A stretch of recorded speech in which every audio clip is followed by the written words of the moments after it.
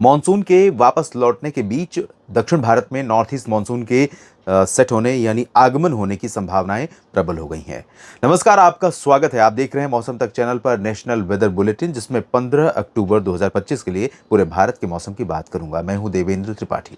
सबसे पहले आप सभी से निवेदन करूंगा कि अगर मौसम की जानकारी के प्रति आपकी दिलचस्पी है और आपको ज़रूरत है कि आप मौसम के बारे में अपडेटेड रहें, तो इस चैनल को सब्सक्राइब कर लीजिए। उसके लिए कुछ नहीं करना है, एक सब्सक्राइब का बटन है, उस पर क्लिक करना है। बेल आइकन भी बना हुआ है, उस पर भी क्लिक करेंगे तो नोटिफिकेशन यानी वीडियो अपलोड होते ही आप तक मैसेज पहुंच जाएगा यूट्यूब का कि ये वीडियो अपलोड हुआ है, आप देख सकते हैं।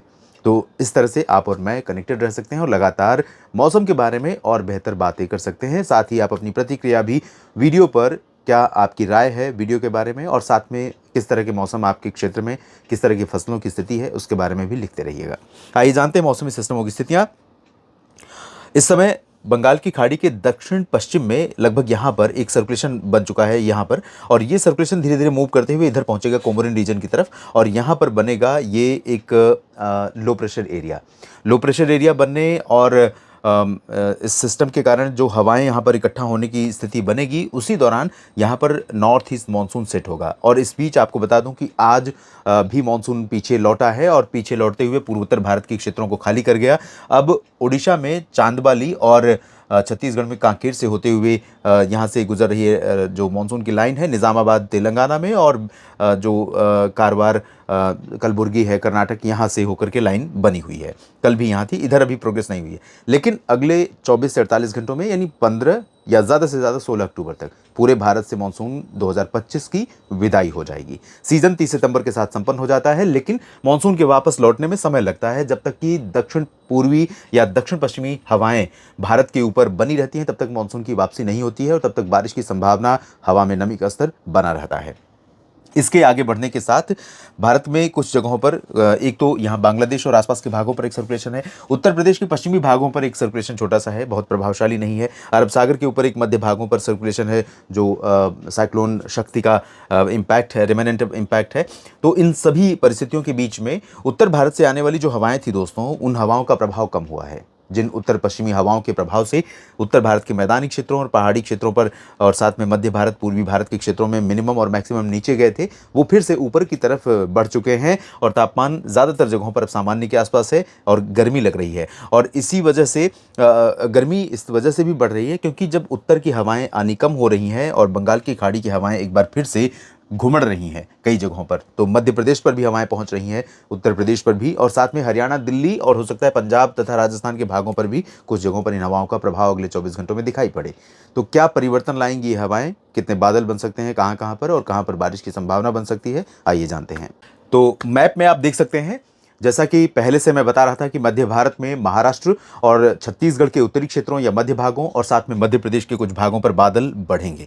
तो नीचे की तरफ तमिलनाडु और केरल, कर्नाटक, पुदुचेरी, लक्षद्वीप और कर्नाटक के साथ साथ तेलंगाना और आंध्र प्रदेश, इन सभी भागों पर मानसून की जो बारिश है अभी जारी है।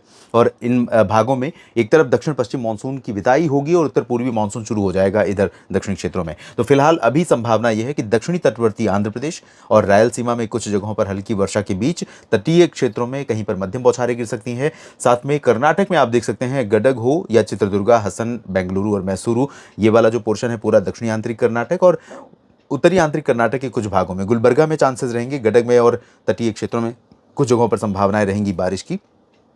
इंटेंसिटी हल्की से मध्यम रहेगी कर्नाटक में मुख्यतः। और तमिलनाडु और केरल की बात अगर की जाए तो यहाँ पर पुदुचेरी में भी चांसेस हैं, और पुदुचेरी केंद्र शासित प्रदेश है, और साथ में चेन्नई समेत ये जो पूरा पोर्शन है आंतरिक हिस्सा, यहाँ पर तिरुचिरापल्ली, मदुरई, सेलम, कोयम्बटूर, वेल्लोर, पंबन, तंजावुर और साथ में कन्याकुमारी, इन सभी भागों में कई जगहों पर हल्की वर्षा के बीच मध्यम बौछारें गिर सकती हैं। केरल में भी त्रिवेंद्रम से लेकर वायनाड, पलक्कड़, कोचीन तक चांसेस बारिश के दिखाई पड़ रहे हैं।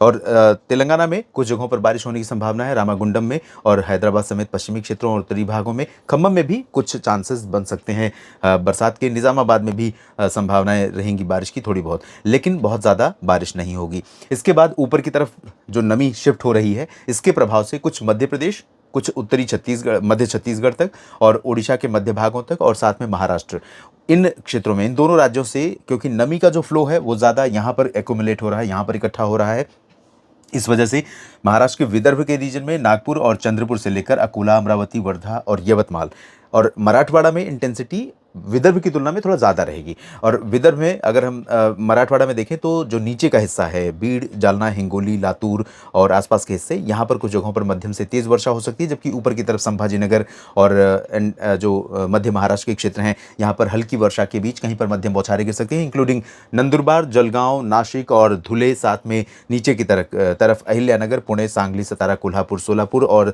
सिंधुदुर्ग, रत्नागिरी में भी संभावना रहेगी। अलीबाग में भी कुछ बारिश की आसार दिखाई पड़ रहे हैं। मुंबई में और पालघर में फिलहाल, और नासिक, नंदुरबार, धुले और जलगांव में भी ज़्यादा चांसेस नहीं है, लेकिन नमी का प्रवाह यहाँ पर रहेगा अच्छा खासा, तो क्लाउडिंग यहाँ पर भी संभावित रहेगी। और इसी तरह से नागपुर और भंडारा, गोंदिया में भी संभावना रहेगी बादल बनने की। और बादल तो यहाँ पर पेंड्रा रोड, रायपुर से लेकर बीजापुर तक यहाँ कुछ कुछ इलाकों में थोड़े बहुत बनेंगे, लेकिन बरसात छत्तीसगढ़ पर ज़्यादा अभी फिलहाल नहीं होगी। और केंद्रपाड़ा से लेकर भवानीपटना और राउरकेला से लेकर केंदुझार समेत पूरे ओडिशा के क्षेत्र पर नमी का जो प्रवाह था वो जारी है, लेकिन ये नमी यहाँ पर टिक नहीं रही, रुक नहीं रही है, ऊपर की तरफ उठ नहीं रही, जिस वजह से यहाँ पर बादल इस पूरे उत्तरी तटीय आंध्र प्रदेश से लेकर के इस रीजन पर नमी आने के बावजूद बादल में कन्वर्ट नहीं हो रही नमी, तो यहां पर ज्यादा संभावना नहीं है, लेकिन कुछ कुछ जगहों पर बादल बन सकते हैं और पैची रेन हो सकती है।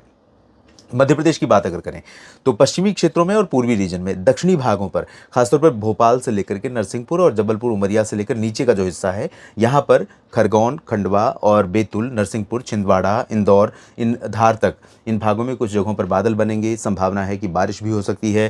तट जो सीमावर्ती क्षेत्र हैं यहाँ पर चांसेस, महाराष्ट्र से सटे हुए क्षेत्रों में संभावना रहेगी। उत्तरी रीजन में रीवा से लेकर पन्ना, सागर, सतनापन और खजुराहो, टीकमगढ़, मैहर, छतरपुर, ग्वालियर, गुना से लेकर के नीमच, रतलाम, धार तक चांसेस हैं, लेकिन नीमच, रतलाम, मंदसौर और गुना, अशोकनगर, शाजापुर यहाँ पर ड्राई वेदर रहेगा।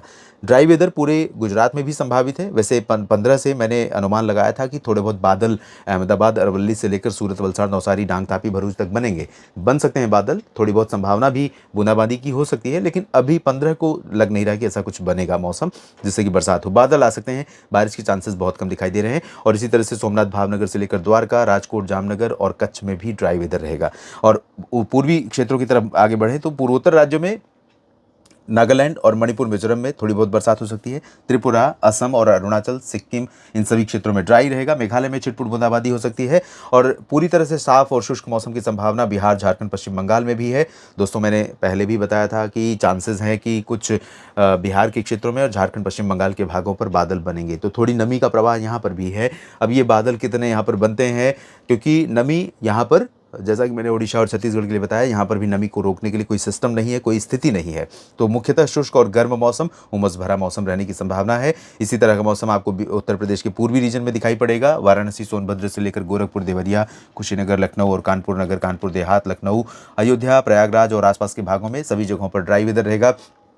झांसी और ललितपुर से लेकर के मेरठ, मुरादाबाद, सहारनपुर और गाजियाबाद, बुलंदशहर, गौतम बुद्ध नगर, आगरा, मथुरा, बरेली, शाहजहांपुर, इन सभी भागों में, एंटायर राजस्थान के क्षेत्रों में, हरियाणा, पंजाब और दिल्ली समेत जम्मू कश्मीर, हिमाचल तथा लद्दाख, गिलगित बाल्तिस्तान, मुजफ्फराबाद, उत्तराखंड, इन सभी भागों पर भी शुष्क मौसम की संभावना अगले 24 घंटों में दिखाई पड़ रही है। बारिश के आसार नहीं है। उत्तराखंड और हिमाचल में शिमला तथा आसपास के भागों पर कुछ समय के लिए नमी यहाँ पर थोड़ी सी ऐसी स्थिति में ऊपर उठ सकती है कि यहाँ पर क्लाउड में कन्वर्ट हो सकती है नमी, यानी बादल बन सकते हैं आंशिक तौर पर। वैसे आंशिक तौर पर बादल आपको पूर्वी राजस्थान में और दक्षिण पूर्वी हरियाणा तथा दिल्ली और दक्षिणी जो उत्तर प्रदेश के रीजन है यहाँ पर भी दिखाई पड़ सकते हैं, लेकिन ज़्यादा बादल, ज़्यादा बारिश या ज़्यादा बादल और बारिश की संभावना बहुत कम है। नेशनल वेदर बुलेटिन में अभी के लिए इतना ही। बने रहिए लगातार मेरे साथ मौसम तक और न्यूज़ मीडिया मंच पर। मौसम तक फेसबुक पेज पर भी आप मुझे फॉलो कर सकते हैं। धन्यवाद।